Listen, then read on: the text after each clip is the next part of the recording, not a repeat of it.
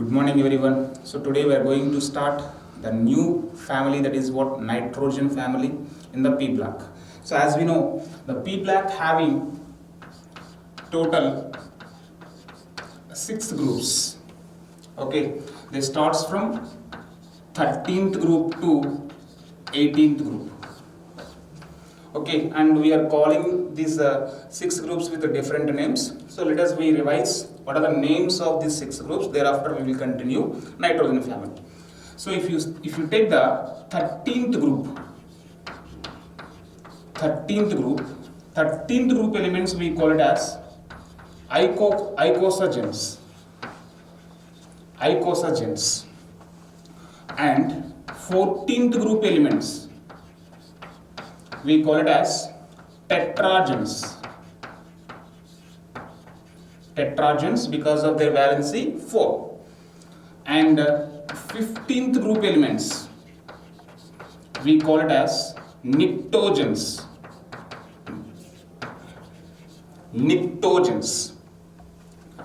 16th group elements we call it as chalcogens. 17th group elements we call it as halogens, whereas 18th group elements we call it as inert gases. So these are the names of these 6 groups. There was a reasons behind the names of these groups. If you take the 13th group elements, the first element of this group is what? Boron. So the boron, if you take the crystalline structure of boron, it has total 20 vertices, 20 faces in its crystalline structure. So 20 in the IUPAC name, the 20 we called as icosa. So that is why icosagens having 20 faces. Next, 14th group tetragens because of their tetravalency. Next, 15th group elements pnictogens. So why we are calling them as pnictogens? Most of the compounds of these 15th group elements are pungent smelling, nose burning. So that is why we call them as pnictogens. Next, the 16th group elements we call it as chalcogens. So why we are calling them as chalcogens? If you take in Greek, copper we call it as what? Chalcos. So the ores of copper, that means the copper exists in the earth crust as either oxides or sulfides or selenites or tellurides. So all are what? 16th group elements. So that is why because of the existence of the ores of copper as this group members, we are calling them as what? Chalcogens. Next one, 70th group elements also called halogens because of their high reactivity. And the 18th group elements we called as what? Inert gases because of their inert nature. So these are the names. So now we are going to discuss what? 15th group elements. Okay, let us restart. So in this nitrogen family, what are the elements comes under this nitrogen family? So that is nitrogen, phosphorus, arsenic, antimony, bismuth, and recently introduced element, that is what? Moscovium. So what is MC? MC is nothing but what? Moscovium. This is a recently introduced element and whose atomic number Z value is 115 and whose mass is 289. So it's a radioactive element. So there was no need to discuss more about this Moscovium. So these are the 5 main elements: nitrogen, phosphorus, arsenic, antimony, and bismuth. And if you see the existence of this element in the nature, the nitrogen exists as what? Diatomic gas. This is only the element present as a gaseous nature, whereas the remaining other 4 members, that is what? Phosphorus, arsenic, antimony, bismuth, all are polyatomic solids. Okay, remaining all members of this group are what? Solids, whereas nitrogen is only gas. Coming to the occurrency or abundance, of this nitrogen family, except nitrogen, except phosphorus, not nitrogen, except phosphorus, remaining all exist in free state. Remaining all can exist in free state. So if you see the first element, that is what nitrogen, it can exist in free state and combined state. So in free state, it is present as dinitrogen. In the free state, nitrogen is exist as what? Dinitrogen. And if you see the composition of nitrogen in the atmospheric air, so nearly 78% of air is composed of dinitrogen. So if you take the atmospheric air, nearly 78% of atmospheric air is composed of what? Dinitrogen. So this is the free state. Whereas in the combined state, the nitrogen is present as nitrate form. Nitrogen is present in the combined form as nitrate form. And what is the formula for the nitrate ion? NO3 minus. NO3 minus. Suppose if it is a NO2 nitrite, so this is what? Nitrate. So if you take the examples for the nitrate form, that is NaNO3, KNO3. So what is the other names or common names of these two salts? Sodium nitrate we call it as chili saltpeter. Chili saltpeter, whereas KNO3 we call it as Indian saltpeter. So it exists mainly in the area of Chile, whereas KNO3 mainly exists in India. So that is why in the based upon their sources, occurrence of these compounds, we are calling with different names. Chili saltpeter, Indian saltpeter. So these are the common names of nitrates. Coming to the phosphorus. So this is the occurrence of nitrogen in the nature. Coming to the phosphorus never be exist in free state, it always be exist as combined form. So in which form it exists? In the form of phosphates. So what is the formula for the phosphate? PO4 minus 3. Phosphates, or in the form of apatite form. Apatites, you may get the doubt. What are apatites? So let us see. I'll give you the general formula, general representation of apatites. So from that you can give the formula for fluorapatite, chloropatite, hydroxyapatite. Let us see. If you see the apatites general form, that is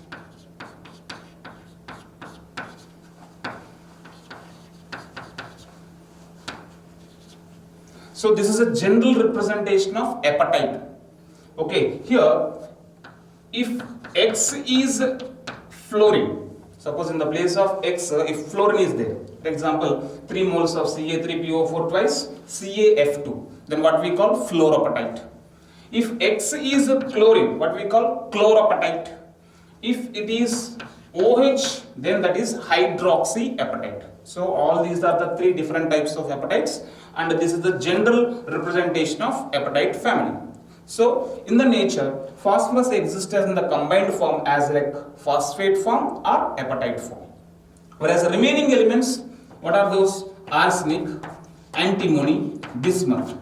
So they exist in the nature as sulfide form.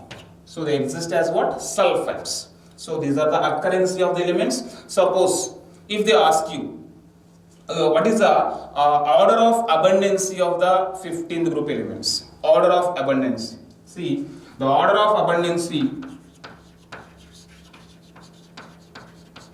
The order of abundance is phosphorus, nitrogen, arsenic, antimony, bismuth. So phosphorus is the most abundant element among the 15th group element. Phosphorus, if you see the entire earth crust, this is the 11th most abundant element. 11th most abundant element in earth crust. Okay, nitrogen is a more abundant element in the air, not in the earth crust. Okay, phosphorus is the 11th most abundant element in the earth crust. So if they ask you the order of abundancy of the nitrogen family, phosphorus is more abundant, thereafter nitrogen, thereafter remaining 3 elements. So this is about the occurrence of nitrogen family. Now let us restart the general physical properties. Physical properties of 15th group elements. So already we discussed the state of these 15th group elements. Nitrogen is a diatomic gas, whereas the remaining all other what? Solids. Next, nitrogen, phosphorus, arsenic, antimony, bismuth. These are the 5 important elements of this group. If you see the nature of these elements, see the first 2 elements are what? Non-metals. The first 2, that is nitrogen and phosphorus, they both are what? Non-metals. Next 2 elements are metalloids. Metalloids means they can show both metallic and as well as non-metallic nature. Whereas the bismuthine is only the metal present in this group. Okay, so if you see the nature of the metallic nature, it will increases by going down the group, whereas non-metallic nature decreases. Okay, so bismuth is only the metal present in the nitrogen family. This is about the nature. And after that, if you write the atomic numbers of this group, nitrogen 7 and plus 8 15, 15 plus 18 33, 33 plus 18, so that is 60, 51, 51 plus 32 83. So these are the atomic numbers. If you wanted to write for mass covium also, 83 plus 32, so that is what? 115. So these are the atomic numbers of this nitrogen family.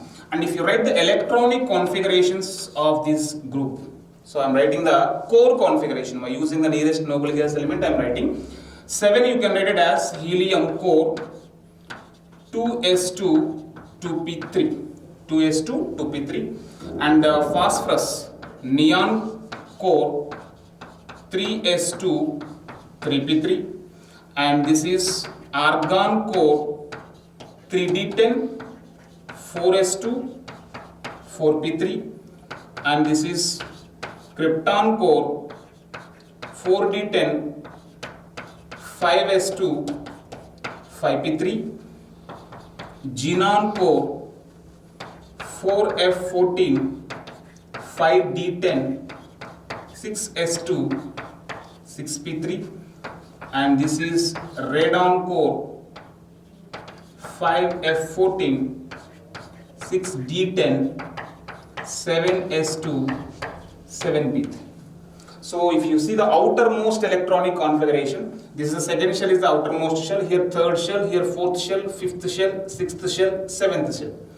So the outermost configuration 2s2 2p3, 3s2 3p3, 4s2 4p3, 5s2 5p3, 6s2 6p3, and 7s2 7p3. So the general electronic configuration of these nitrogen family is what? ns2 np3. ns2 np3, where n indicates what? Outermost shell, or that it's a period. So this is the general electronic configuration. From this general electronic configuration, so what you can see, so from the general electronic configuration ns2 np3, if you see the oxidation states of these group members, nitrogen can show -3 +3 +5. Oxidation states that nitrogen can show is -3 +3 +5. How it is -3? In the valence shell 5 electrons are there. To get the stability it requires 3 more electrons. So if after it gains 3 electrons, it will get -3 charge. Otherwise, if it loses only outermost p subshell, that is a +3. If it loses all 5 electrons, that is +5. So this is a common oxidation states that nitrogen can show. Whereas phosphorus, arsenic, antimony, the next 3 elements, can show +3 +5, but they cannot show -3. because of its larger size, okay, and a lesser effective nuclear charge, they cannot gain 3 more electrons. That is why they will not show -3. -3 oxidation state can show only by nitrogen because of its non-metallic nature and as well as its smaller size. Next one, bismuthine can show only +3 oxidation state. So if you see clearly, when you go from top to bottom, nitrogen to bismuthine. So when you go from nitrogen to bismuthine, what happened to the stability of +5 higher oxidation state? +5 is a higher oxidation state, +3 is a lower oxidation state. So when you go from nitrogen to bismuthine, the stability of +5 oxidation state decreases, whereas the stability of +3 oxidation state increases. So already we discussed the stability of higher oxidation state decreasing and the stability of lower oxidation state increasing. That's because of what? Because of inert pair effect. Inert pair effect. So already we discussed what is the inert pair effect. Okay, what is inert pair effect? On which groups we can observe this inert pair effect? Already we discussed in the previous group. And the reasons behind the inert pair effect also we discussed. So this is about the general electronic configuration, their oxidation states, and about the inert pair effect. Next, move on to the next physical property, that is what? Atomic size. Atomic size. So atomic size or atomic radius, when you go from top to bottom,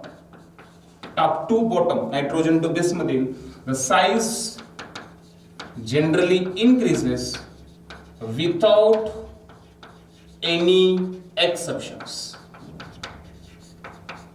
They follow regular order only. So in the group, when you go from top to bottom, the size generally increases. Here also the size will increase without any exception. General order only. That is nitrogen, phosphorus, arsenic, antimony, and bismuth. So this is a size, atomic size order. Next one, ionization energy. Order of ionization energy. See, what is the regular order? In any group, when you go from top to bottom, ionization energy decreases. Okay, so why? Because ionization energy is inversely proportional to their sizes. But size increasing, with the size increasing, ionization energy decreases. So in general, ionization energy decreases when you go from top to bottom. When you go from top to bottom, ionization energy decreases. Here also, ionization energy decreases without any exceptions.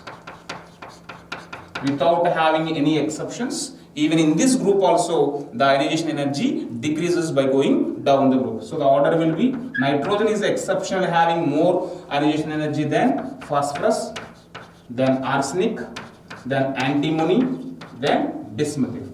But one important point you should remember, when you compare the ionization energy IE1 of 5th A group elements and IE1 of 6th A group elements, when you compare the IE1 values of 5th A and 6th A, always the 5th A group elements are exceptionally having higher ionization energies than 6th A group elements. What is the reason? So see that 5th A group elements general configuration NH2 NP3, half filled configuration, whereas 6th A group elements are having NH2 NP4. So if it lose one electron, they are getting stable half filled configuration. So the 6th A group elements are always trying to lose that electron and getting the stability. So that is why IE1 values of 5th A group elements is exceptionally having higher IE values than 6th A group elements. That point you should remember. Next one, electronegativities. Electronegativities. In general, when you go from top to bottom, the electronegativities decreases. Electronegativities decreases. Even in this group also, the electronegativities decreases by going down the group without having any exception. So nitrogen is greater than phosphorus, arsenic, antimony, bismuth. So size energy, ionization energy, electronegativities, they are following the general trends without having any exceptions. The next property is density. Density. So what about the density? Generally, in the group, when you go from top to bottom, in any group, the density increases. Density generally increases. What is the reason? Why? Because when you go from top to bottom, the masses are increasing. If masses are increasing, since density is equal to mass by volume, so density is directly proportional to mass. So if the mass increases, automatically the density also will increases. So similarly, here also in this nitrogen family also, when you go from top to bottom, the density increases without any exception. Without having any exceptions, densities will increases. So that is nitrogen, phosphorus, arsenic, antimony and bismuth. You remember one point, it increases, but when you compare the antimony and the bismuthine is somewhat having more density than antimony. So that point you remember. Next one, melting points. Melting point. So what about the melting point and boiling point orders? If you see the melting and boiling points, both melting points, boiling points, both are increasing in this group. Okay, but it is not in a regular order. If you see the melting point order from nitrogen to arsenic, it increases. From nitrogen to arsenic increases, then decreases. The melting point order of nitrogen family, nitrogen to arsenic, very important. The nitrogen to arsenic increases, then decreases. We will discuss this reason thereafter. First let us see. That is, how do you remember this nitrogen to arsenic, then after decreasing? Let us see. Just remember like this. So that is, here nitrogen, here phosphorus, this is the last one, bismuthine, this is arsenic, this is antimony. This is the order. So nitrogen, phosphorus, after phosphorus, bismuthine. So if you see this is the energy order. Let us see. First nitrogen, next, here you keep better. Next coming phosphorus, next coming bismuthine, next antimony and arsenic. This is the order of their melting points. If you wanted to write like this, you can write nitrogen less than phosphorus, after phosphorus, bismuthine, next antimony, then arsenic. So this is the order of melting point. This is only one exceptional case you should remember in this family. You may get that out. Why arsenic is exceptionally having high melting point? One point, the melting point is always directly proportional to molecular interactions. Molecular interactions. If there was huge number of molecular interactions, if there was more interactions, so there was a strong attractive forces between them, so to melt them they need more energy, more temperature. Understood? So if their molecular interactions are strong, okay, then they need more temperature to melt them. So their melting point is more. So melting point is directly proportional to what? Molecular interactions. See that nitrogen is a gas. So in between the two gas molecules, the molecular interactions are least. So their melting point is also least. So clear? Next, remaining all are solids. But phosphorus and arsenic, they both are what? Metalloids. So in metalloids, they can act as both metals as well as a non-metal. So by using the non-metallic nature, okay, between the two non-metallic elements, what happened? The interactions are more. By increasing the sizes, the interactions are more. So automatically, when you go from phosphorus to arsenic, what happened? The melting point generally will increases. But when you go from arsenic to bismuthine, why it is decreasing? Why? Because see, this is the non-metal, okay, this is the metalloid. Even antimony is also metalloid. And bismuthine is a metal. When you go from arsenic to bismuthine, what happened? The metallic nature increasing. Metallic nature increasing. What do you mean by the metallic nature? The ability of element to release electrons. They can easily give its electrons. If they can easily give its electrons, what happened? Their molecular interactions are weak. If any element is easily giving the electron, then their interactions are weak.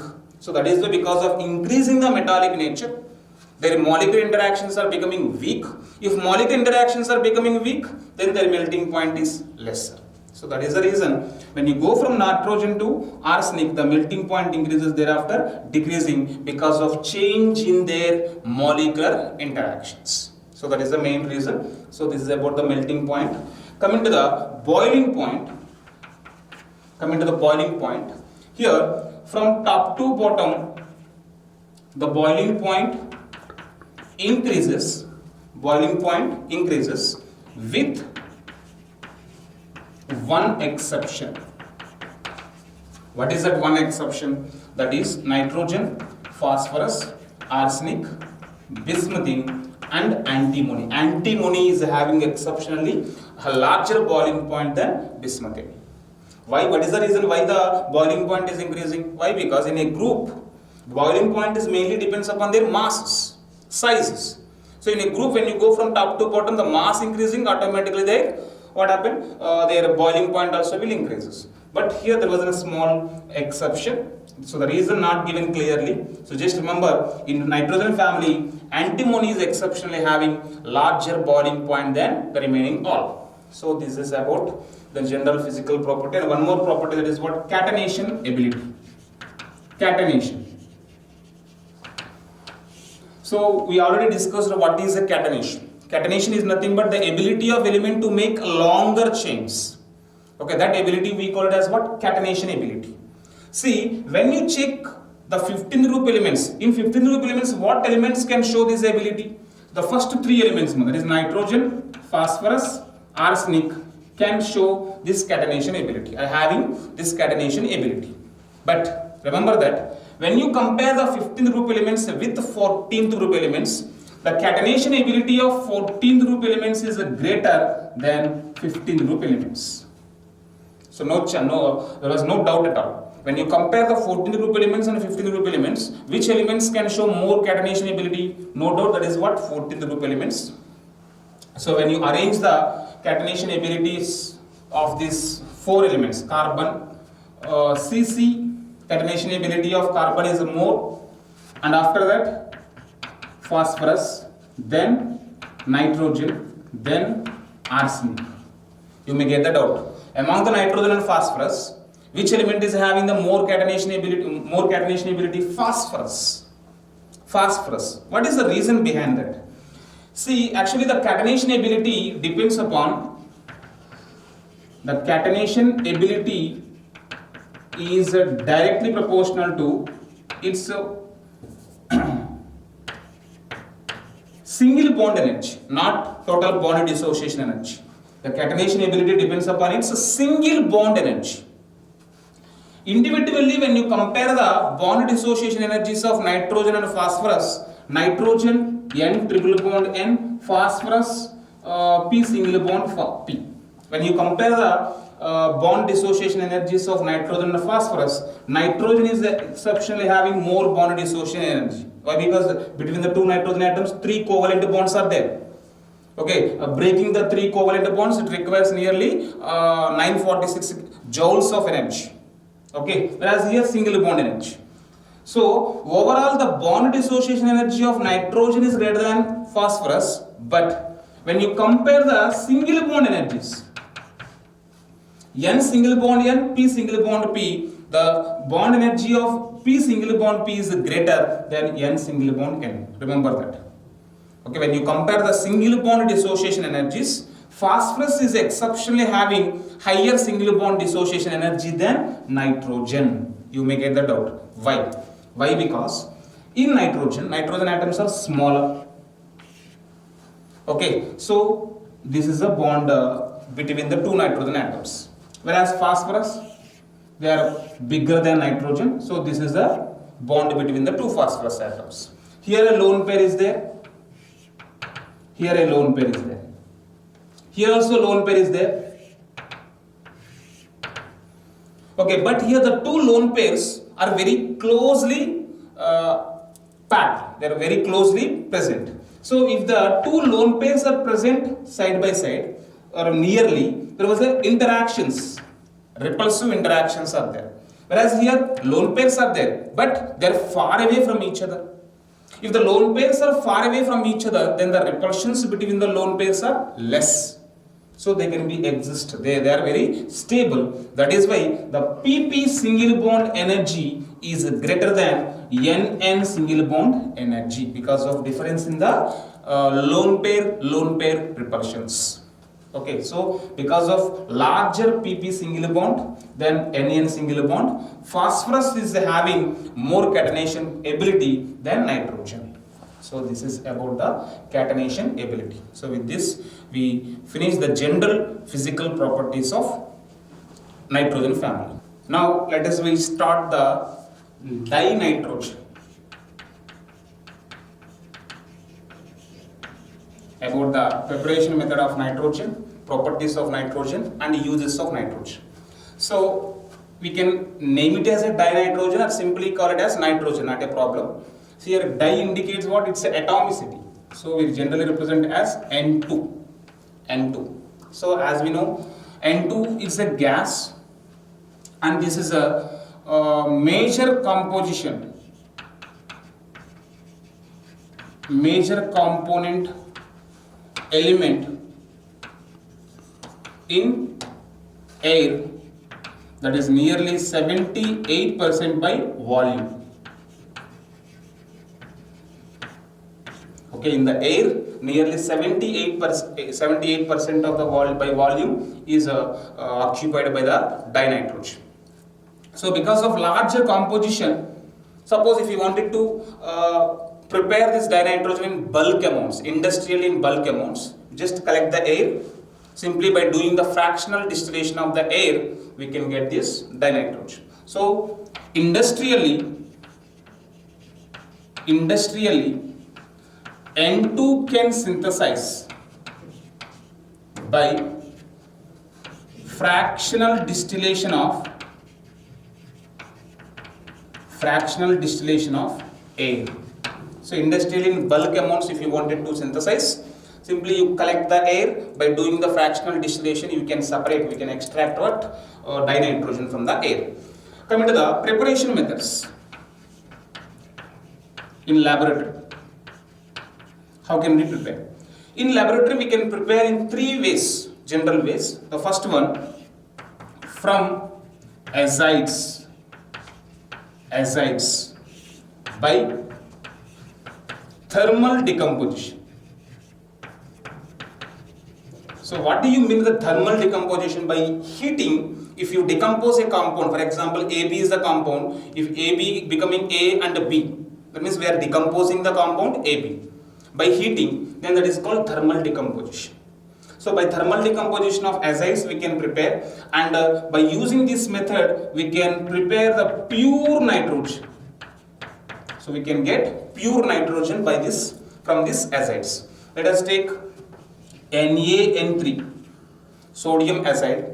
If you heat this sodium azide, if you heat this to nearly 573 kelvins, nearly 300 degrees, so we will get 2 sodium plus 3 moles of nitrogen, pure nitrogen we can get. Otherwise, you take calcium azide and CaN3 twice.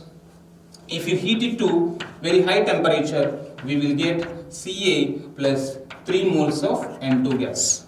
So by thermal decomposition of either sodium azide or calcium azide, we can get pure nitrogen. This is the first method. The second one, from ammonia formula is NH3, by oxidation with bromine, strong oxidizing agent, that is what? Bromine water. So when you add, when ammonia treated with bromine, we will get 6 moles of ammonium bromide by the liberation of nitrogen. This is the second method of preparation of nitrogen. And the third one is from ammonium nitrite. From ammonium nitrite by heating. If you heat the ammonium nitrite, not nitrate, ammonium nitrate will give laughing gas again. So remember that. So ammonium nitrite. So that is NH4NO2. NH4NO2 minus we call as nitrite ion. So ammonium nitrite. When this ammonium nitrite on heating, okay, we will get N and N. These two nitrogen atoms come out as what? Nitrogen gas. Okay, and 4 hydrogens and 2 oxygens. They both are coming out as what? Water. So this is the third method of preparation of nitrogen. So these are the 3 best methods for the preparation of nitrogen in laboratory. Coming to the properties of this nitrogen. If you see the physical appearance, can you see the nitrogen? No. Is there any odor to the nitrogen? No. So nitrogen is a colorless, odorless, and inert gas. Also we call this nitrogen as a pseudo inert gas. Why we are calling this a pseudo inert gas? See, the chemical inertness of nitrogen is due to its NN bond dissociation energy. NN bond dissociation energy. They have very high bond dissociation energy, nearly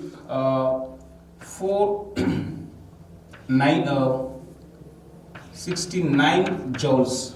Sorry, not 4. 946 joule per mole. 946 joule per mole of bond dissociation energy is there. So, are 225 calories per mole. 225 calories are 946 joules.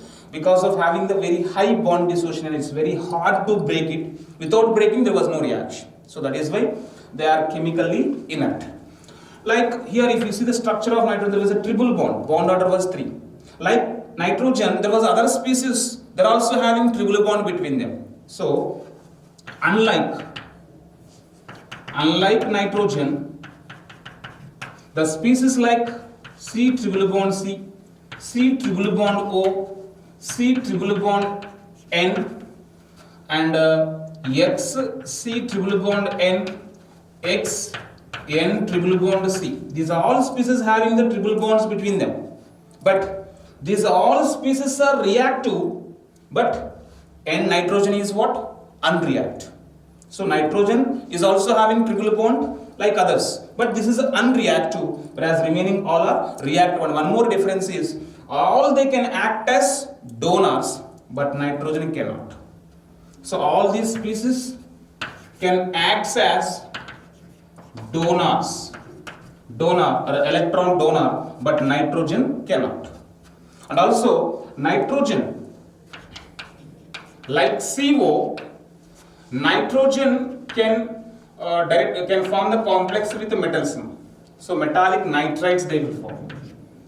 Nitrogen can directly make the complex with the metals, but the extent of complex formation is less compared to the carbon monoxide. So this is a general properties of nitrogen. And reaction with the metals, if you see, reaction with metals. Out of all metals, one and only one metal that can directly react with nitrogen, that is lithium. Remember that.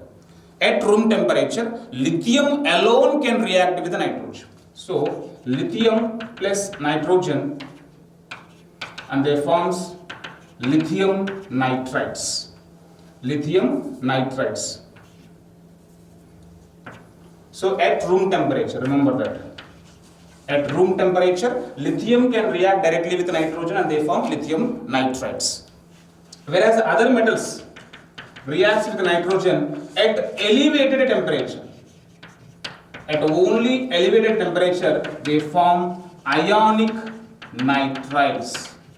So what are nitrides they can form? Ionic nitride. For example, secondary group elements like magnesium, calcium, they form ionic nitride. Whereas boron, if you take boron nitride, So this is the reaction with the metals. And reaction with hydrogen. So this we can call this reaction, we call it as a Haber's reaction. Haber's reaction.